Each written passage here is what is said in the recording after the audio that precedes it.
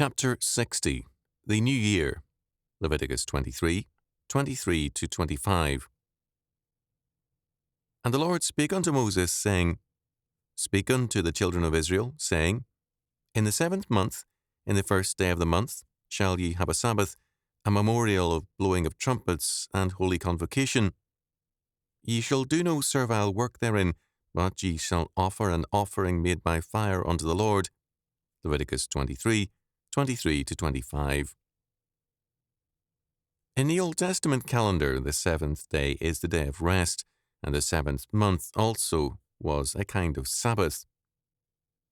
These great festivals were celebrated in the 7th month, the Feast of Trumpets, the Day of Atonement, and the Feast of Tabernacles.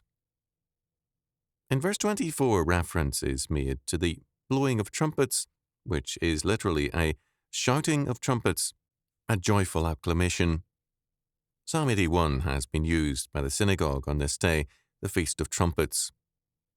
The rabbis held that the day also commemorated the creation of the world, when all the sons of God shouted for joy. Job 38:7. The trumpets were blown all day during this feast. Kyle and Delitzsch noted, For the whole month was sanctified in the first day as the beginning or head of the month, and by the sabbatical observance of the commencement, the whole course of the month was raised to a Sabbath.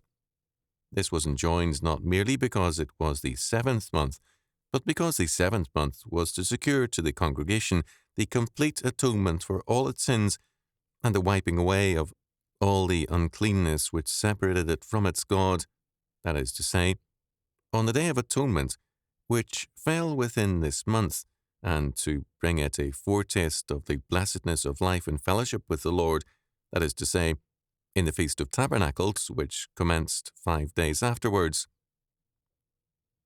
The significant character of the 7th month was indicated by the trumpet blast, by which the congregation presented the memorial of itself loudly and strongly before Jehovah on the 1st day of the month, that he might bestow upon them the promised blessings of his grace for the realization of his covenant.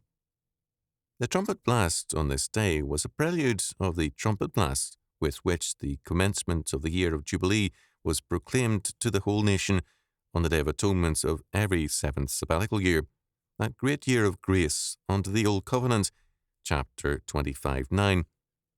Just as the 7th month in general formed the link between the weekly Sabbath and the sabbatical and Jubilee years, and corresponded as a Sabbath month to the year of Jubilee, rather than the sabbatical year, which had its prelude in the weekly Sabbath day.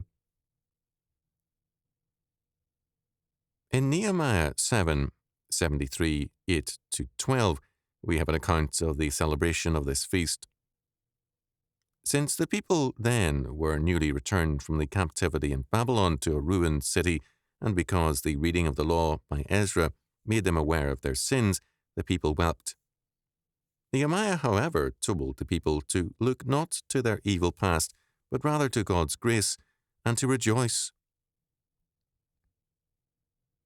And Nehemiah, which is the Tirtatha, or the governor, and Ezra the priest and scribe, and the Levites that taught the people, said unto all the people, This day is holy unto the Lord your God. Mourn not, nor weep. For all the people wept when they heard the words of the law. Then he said unto them, Go your way, eat the fat, drink the sweet, and send portions unto them for whom nothing is prepared. For this day is holy unto our Lord. Neither be ye sorry, for the joy of the Lord is your strength. So the Levites stilled all the people, saying, Hold your peace, for the day is holy, neither be ye grieved. And all the people went their way to eat and to drink, and to send portions, and to make great mirth, because they had understood the words that were declared unto them. Nehemiah 8:9 to 12. These verses are important not only because they give us an account of a New Year Sabbath, but also the meaning of all Sabbaths. First, the Sabbath is to be a day of joy, of great mirth, of eating and drinking. Second, the Sabbath is a day in which to remember the poor and send portions unto them for whom nothing is prepared. Third, it is to be a joyful day because it is a celebration of God's victory in time for us and in us. Therefore, the joy of the Lord is your strength. This festival of the New Year is now called by Jews Rosh Hashanah, the beginning of the year, a term found in Ezekiel 41. It became, especially with Maimonides, a day of repentance for past sins. Many saw it as the day of judgment for all men. The biblical emphasis, however, is on joy. Judaism sees the 10 days between the New Year and the Day of Atonement as days of repentance and even fasting. Paul apparently referred to this in Ephesians 5:8 and 14. A complementary fact is that Judaism in time came to observe 4 separate days of the year as a new year.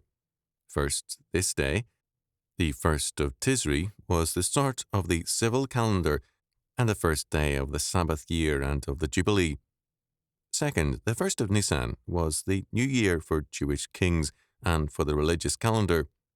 Third, the 1st of Ebel was the new year for the tithing of cattle. Fourth, the 1st of Shivat was the new year for trees.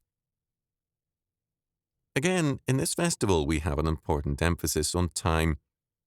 Goldberg is right in stating that, here as elsewhere, we see in the calendar its prophetic implications. On New Year's Day, servile work was banned and offerings required. But this was not all. Even more than the weekly Sabbaths, but like all Sabbaths, it was to be a day of great mirth and of sharing with the needy. We have noted that work means survival, and in antiquity and much of the world today, the connection is very close and immediate. It is less immediate for some societies, but equally real. The command to be charitable, Leviticus 23:22, Nehemiah 8:9-12, consequently appears to be a law to destroy a man's hope of survival. Thus, the Sabbath has a double thrust against man's hope for self-sufficiency. First, it requires regular cessation from work, which seems to militate against survival. Second, it requires that this rest from labor be accomplished by charity. All this seems dangerous to humanistic man over the centuries. God's law, however, is prophetic and predictive. In both Deuteronomy 28 and Leviticus 25, God declares that when his law is obeyed, the result is prosperity. This is summed up in Leviticus 25:18 and 19.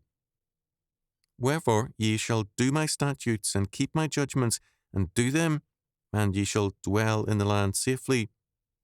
And the land shall yield her fruit, and ye shall eat your fill and dwell therein in safety. Because time and the world are God's creation and not man's, prosperity depends not on man's planning, but on God's law obeyed by man. For men to attempt survival and prosperity on their own fiat terms is thus a will to death. New Year observances are common to many cultures, and their character is usually oriented to pleasure and to chance.